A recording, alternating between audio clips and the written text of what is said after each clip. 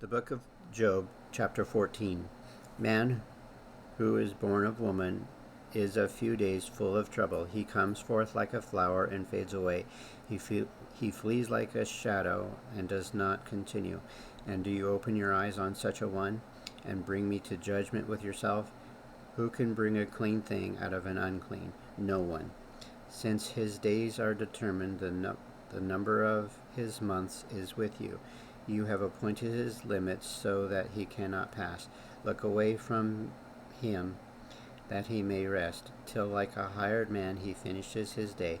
For there is hope for a tree, if it is cut down, that it will sprout again, and that its tender shoots will not cease. Though its root may grow old into the earth, and its stump may die into the ground, yet at the scent of water it will bud and bring forth branches like a plant. But man dies and is laid away. Indeed, he breathes his last. Where is he? Where is he? As water disappears from the sea, and a river becomes parched and dries up, so man lies down and does not rise, till the heavens are no more. They will not awake, nor be aroused from their sleep.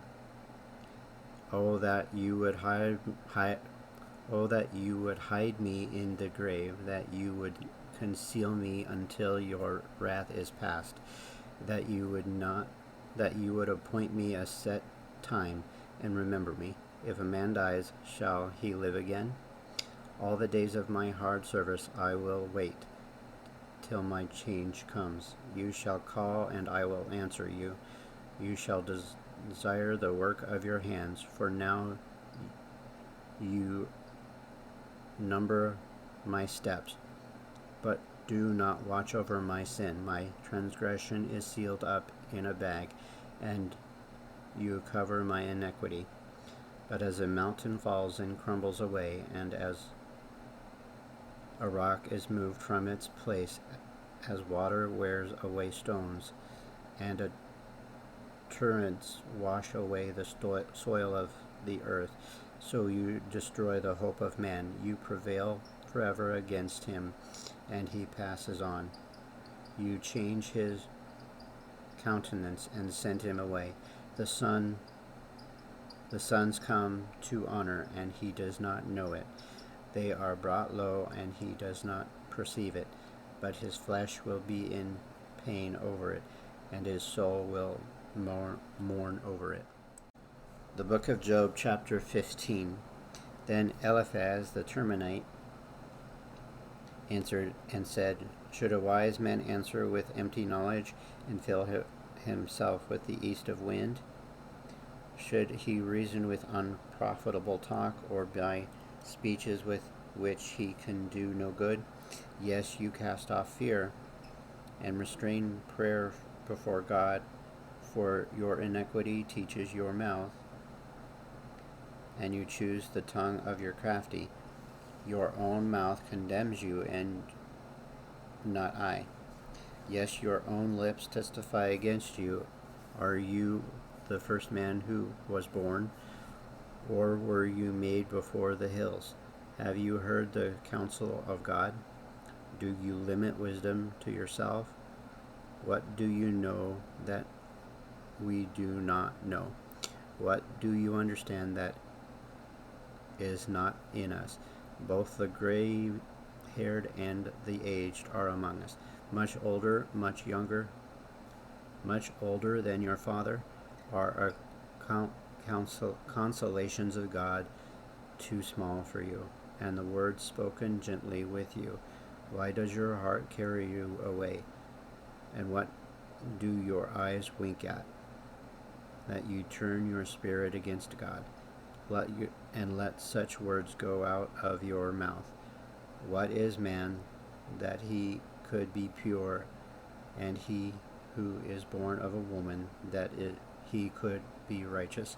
If God puts no trust in his saints, and the heavens are not pure in his sight, how much less man who is abominable and filthy, who drinks iniquity like water. I will tell you, hear me. What I have seen, I will declare it. What wise men have told, not hiding anything received from their fathers, to whom along the land was given, and no alien passed among them. The wicked man writhes with pain all his days, and the number of years is hidden from the oppressor. Dreadful sounds are in his ears. In prosperity the destroyer comes upon him. He does not believe that he will return from darkness, for a sword is waiting for him. He wanders about for bread, saying, Where is it? He knows that a day of darkness is ready at his hand. Trouble and anguish makes him afraid. They overpower him like a king ready for battle. For he stretches out his hand against God, and acts defiantly against the Almighty, running stubbornly against him with his strong embossed shield. Though he has covered his face with fatness, and made his waist heavy with fat, he dwells in desolate cities, in houses which no one inhabits, which are destined to become ruins. He will not be rich, nor will his wealth continue, nor will his possessions overspread the earth.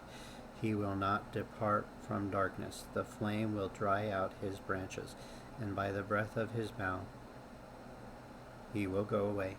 Let him not trust in fruitful things, deceiving himself. For futility will be his reward. It will be accomplished before his time, and his branch will not be green. He will shake off his unripe grape like a vine, and cast off his blossom like an olive tree. For the company of hypocrites will be barren, and fire will consume the tents of bribery. They conceive trouble and bring forth futility. Their womb prepares deceit. The book of Job, chapter 16. Then Job answered and said, I have heard many such things. Miserable comforts are you all. Shall words of wind have an end, or what provokes you that you answer? I also could speak as do you. If your soul were in my soul's place, I could heap up words against you, and shake my head at you. But I would strengthen you with my mouth, and the comfort of my lips would relieve your grief. Though I speak, my grief is not relieved. And if I remain silent, how am I eased? But now he has worn me out. You have made a desolate out of my company. You have made desolate all my company. You have shriveled me up, and it is a witness against me. My leanness rises up against me, and bears witness to my face. He tears me in his wrath, and hates me. He gnashes at me with his teeth.